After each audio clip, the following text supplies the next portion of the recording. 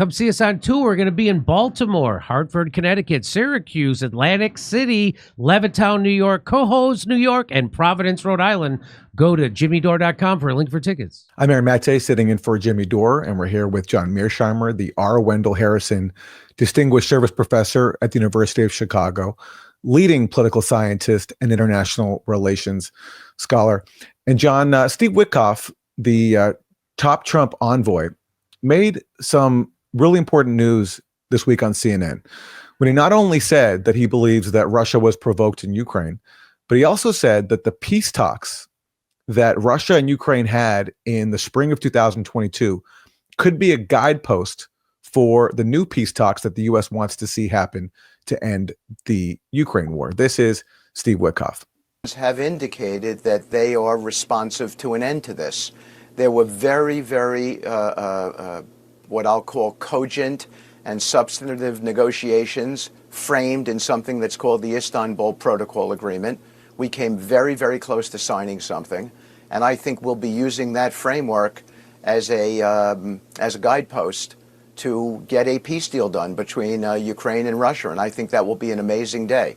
And the fact is, the president understands how to get deals done. Deals only work, Jake, when they're good for all the parties, and that's the pathway that we're on here. So, Professor Mearsheimer, that to me is a really significant clip, because he's not only saying that we already have a framework in place, which is the Istanbul peace talks, which were held between Ukraine and Russia in the spring of 2022. The fact that he's even acknowledging those peace talks, to me, is seismic, because their existence has been completely whitewashed by our political and media establishment, which has refused to basically report on what happened then in a significant way, because it undermined this narrative that Russia can't be negotiated with. There's no possibility for a settlement. So therefore, we have to keep flooding Ukraine with weapons. And here is a top Trump official saying that those talks actually were productive. They were close to a deal, and we're going to return to them. So your reaction to this acknowledgement and this vision being laid out by Steve Witkoff? Two quick points, Aaron. One is, I think Steve Witkoff is an impressive individual. He is a no-nonsense person. He's not rude. He doesn't blow V8. He just tells it like it is. And it's easy to see why Trump trusts him. And I think in very important ways, he is Trump's principal foreign policy advisor. And when he speaks, it's actually quite impressive. I don't always agree with everything he says, especially regarding the Middle East. Second point I'd make to you is, I think that those three parameters that I discussed before were all front and center at the Istanbul talks in March, April 2022. And just to refresh your memory, they are, number one, that Ukraine has to be a genuinely neutral state. Two, there has to be a significant amount of demilitarization in Ukraine so that it does not have much offensive military capability. And number three, the question of territory. I think on the first two, you'll have no problems moving forward. I think that you're going to get a neutral Ukraine. The Americans are not going to provide a security guarantee. They're not going to allow NATO to provide a security guarantee. You'll get a neutral Ukraine. And I also think it will not be that difficult to get some demilitarization. And of course, it was not difficult to get some demilitarization at Istanbul, and the Ukrainians agreed to neutrality. So those two issues are taken care of. I think the tricky issue is territory. At Istanbul, it's not perfectly clear what the Russians were asking for, but they were certainly asking for more. The Russians were certainly asking for less than the 4 oblasts plus Crimea. And the Russians are now demanding those 4 oblasts plus Crimea. And it is possible they could even ask for more territory. So I think the tricky issue moving forward, and I'm not saying that the Trump administration won't be able to work out a deal with the Russians, but the tricky issue moving forward, I think, will be territory. And my argument there, just to embellish a bit on this point, is that the Americans and the Ukrainians, although the Ukrainians don't know it, have a vested interest in getting a quick settlement. And the reason is you don't want the Russians to conquer any more territory. Because if the Russians conquer more territory besides the territory included in those 4 oblasts, it'll be very hard to get them to give that territory up. Odessa is a good example. Ukraine now controls Odessa, and it's in Ukraine's interest to make sure the Russians don't take Odessa. But the longer this war goes on, the greater the likelihood that the Russians will take Odessa. And the territorial issue for settling the war will then become much more complicated. So I think territory is the key issue. And I think what the Trump administration wants to do is shut this one down as quickly as possible so that the Russians are content with merely controlling for the foreseeable future or annexing those 4 oblasts plus Crimea. But if the war is not shut down quickly, there's a serious possibility the Russians will end up with a lot more territory. And then figuring out exactly how to end this one and maybe get the Ukrainians and the Europeans on board will be much trickier. So that's my thinking about how Istanbul relates to the deal that Witkoff is trying to work out now with the Russians. What Witkoff didn't mention is why those Istanbul talks were undermined back in April 2022. And we know now from multiple sources that Ukraine was told by the US and the UK that they would not offer Ukraine the security guarantees that Ukraine needed to underpin that agreement with Russia. And Boris Johnson personally encouraged Zelensky to walk away. And only recently did Victoria Nuland, a senior State Department official under Biden, acknowledge, after a long bout of silence, that yes, the U.S. encouraged Zelensky not to take that deal. This is Victoria Nuland. There was a story first told by former Israeli Prime Minister Naftali Bennett that both sides were really close to the end, to the successful end of the negotiations, and then Prime Minister Boris Johnson interfered and stopped prevented Ukrainians from signing the deal. And then Ukrainian Representative Arahami kind of confirmed it, that yes, he said in an interview that there was some kind of advice from Boris Johnson to stop negotiating and to win this war militarily. Where is the myth? Where is the truth? Relatively late in the game, the Ukrainians began asking for advice on where this thing was going. And it became clear to us, clear to the Brits, clear to others, that Putin's main condition was buried in an annex to this document that they were working on.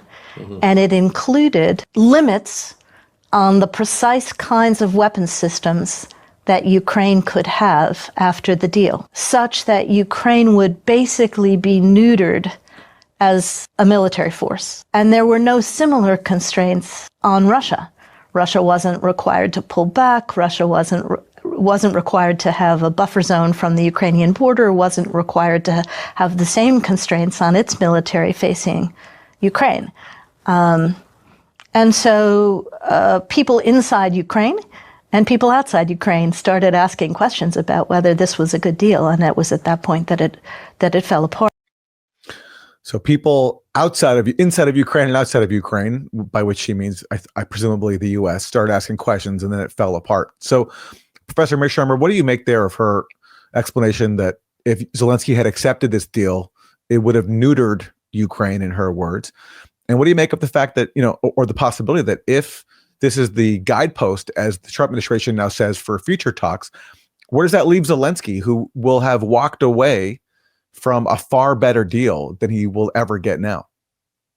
Well, I think she's basically right that it would have neutered Ukraine. I don't like the word neutered, but the thrust of what she's saying is correct.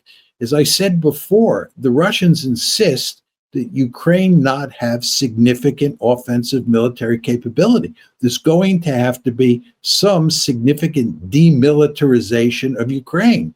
That was on the table. It wasn't hidden. It was on the table in the Istanbul negotiations, and it's back on the table again. So I think she's correct in that regard. But that still leaves the question, why did they walk away? I mean, it's quite clear that Zelensky was willing to go along with the deal as it was developing. It wasn't Zelensky who said, this deal is terrible, I'm going to walk away. It's Boris Johnson and the Americans who came in and basically told him he should walk away. So the question you want to ask yourself is, why did that happen? Especially given where we are today. God, it would have been so much better if the Ukrainians had gotten a peace deal back then, rather than take the one that's coming down the pike now. The answer, I think, Aaron, is that we thought, and I'm talking here about the West and mainly the United States and people like Victoria Nuland, we thought that we could beat the Russians. We thought the Russians were in real trouble. The Ukrainians had stymied them on the battlefield. And furthermore, we were very optimistic about what we could do with sanctions. You know, we recently had the Munich conference where J.D. Vance gave his famous speech. Well, there was a Munich conference in February of 2022. It went from February 18th to February 20th, 2022. And the war, of course, was launched by the Russians on February 24th, 4 days after the Munich conference back then ended. If you go back and look at what was said at the Munich conference in February of 2022, and you listen to how the leaders from the West are talking about a possible conflict with Russia, we really believed that we could bring them to their knees with our sanctions. We believed we had the upper hand. And of course, this is why we made no effort to avoid a war on February 24th, 2022. This is why we basically ignored the Russian efforts to try to figure out how we could avoid a conflict. We thought we had the Russians right where we wanted them. And then when the Ukrainians did well on the battlefield, and they did surprisingly well on the battlefield right after the conflict broke out, we were convinced that we had the Russians right where we wanted them. And we told Zelensky to walk away.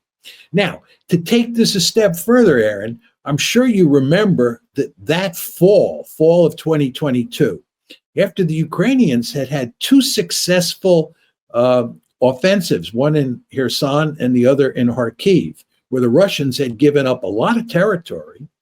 General Milley, who was then the chairman of the Joint Chiefs of Staff, said, the Ukrainians are at their high water mark, and now is the time to cut a deal. I think this is either in September or October of 2022. Yeah. It's the fall of 2022. Yep. And Ukraine has done well, right? And the sanctions are on. But Milley understands that this is the high watermark for the Ukrainians because he sees the Russians mobilizing. Remember, Putin mobilizes 300,000 soldiers in the fall of 2022, and he has a much larger manpower base, a much larger industrial base. And if this war turns into a war of attrition, the Ukrainians are in real trouble. Milley, of course, understands this, says, let's cut a deal. He says this publicly. The White House moves in and basically tells him to close his mouth. We're not going to get a deal. We're going to continue to prosecute the war. So it's very important to understand that we in the West, and here we're talking mainly about the United States, acted foolishly, not only in March, April of 2022, but in the fall of 2022 as well.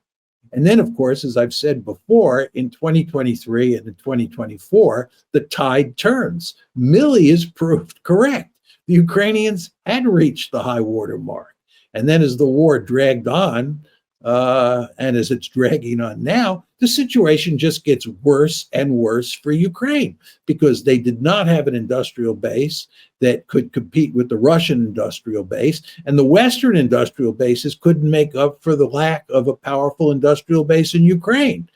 So they're in real trouble. And in terms of manpower, the Russians have a population that's about 5 times bigger than Ukraine's population. That means they could produce a lot more soldiers. And with a lot more soldiers, a lot more artillery, a lot more air power, Ukraine is doomed. And then along comes Donald Trump, and Donald Trump wants to cut his losses and get out of Ukraine. And the Ukrainians are really doomed. And that, of course, is why they should cut a deal. Is there a historical precedent for the nation's top military officer, General Milley, breaking with the White House openly advocating against the White House policy and urging the White House to negotiate with another power, but instead the bureaucrats in the State Department, Antony Blinken, who's supposed to be a diplomat, winning the argument that there should be more war. So basically, the diplomats want war and the top military officer wants peace? No, I know no instance of that happening. I think the only thing that comes close is Douglas MacArthur's misbehavior during the Korean War, where he crossed with Harry Truman, but he was not the chairman of the Joint Chiefs of Staff. He was just the U.S. commander in Korea, and of course he was quickly fired. But I think there's no analogy that I know of to what happened to Milley, and it just would have been very helpful for the Ukrainians and for us and for the Russians if a deal had been cut in late 22 or in early 2022. But this war could have been shut down. I mean, what we're saying here, Aaron, and you know this because it's an old story in the circles we move in, this war could have been prevented, number one. Number two, it could have been shut down shortly after it started. And by the way, Naftali Bennett, the former Israeli prime minister, who was also involved in a separate set of negotiations in March, April 2022, effectively says the same thing. But then third, we could have shut it down in the fall of 2022, in all likelihood. But the Americans and the Europeans, but mainly the Americans, had no interest in shutting this war down. They had no interest in preventing it to begin with, and then no interest in shutting it down. And instead, we encouraged the Ukrainians to fight on in the mistaken belief that Ukraine would prevail. And if you look at what's happened to Ukraine now, I think the really big question is who bears responsibility for this catastrophe for Ukraine? Who is responsible? And of course, our argument is the people who pushed this war and then did nothing to shut it down and instead up the ante, they're responsible. They're the ones that have blood on their hands. But of course, people in the establishment want to say that Vladimir Putin is responsible. He wasn't provoked. He just was interested in creating a greater Russia, conquering territory in Eastern Europe, restoring the Soviet Empire, dominating Europe. These are all nonsensical arguments. Putin had no such interest. And furthermore, he doesn't even have the capability to conquer all of Ukraine, much less conquer Eastern Europe and other parts of Europe. Just not going to happen. But that's the story that people in the establishment tell. And the reason they tell that story is they want to blame Putin for this catastrophe when they should be blaming themselves. They made a colossal blunder in provoking the Russians and then not reaching some sort of accommodation with the Russians when they could have, and leading to this catastrophic situation where Ukraine has effectively been destroyed. Come see us on tour. We're going to be in Baltimore, Hartford, Connecticut, Syracuse, Atlantic City, Levittown, New York, Cohoes, New York, and Providence, Rhode Island. Go to jimmydore.com for a link for tickets.